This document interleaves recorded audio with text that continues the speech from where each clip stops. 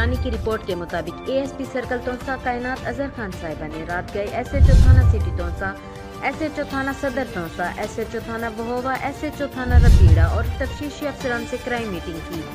ASP صاحبہ نے DPO Dera Ghazi Khan کی ہدایت کی بابت سرکل تونسا کے افسران کو مفصل بریف کیا، ریکارڈ کی تکمیل اور کرائم کے خلاف نئی حکمت عملی پر غور کیا گیا۔ تونسا شریف کو مزید پرامن بنانے کے لیے تونسا پولیس نے اپنی بھرپور جدوجہد کا آغاز کیا ہوا ہے۔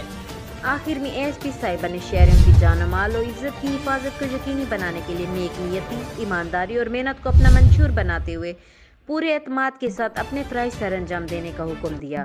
مزید برآں سائلین سے خوش اسلوبی سے پیش آیا جائے اور جرائم پیشہ عناصر سے آئینی ہاتھوں سے نمٹا جائے۔ کرپشن کی صورت میں فرائض میں غفلت برتنے والے ملازمان کے خلاف ایکشن لیا جائے گا۔ عوام کو بر وقت انصاف کی فراہمی کو یقینی بنایا جائے گا۔ مزید اپ ڈیٹ کے لیے دیکھتے رہیں غازی نیوز۔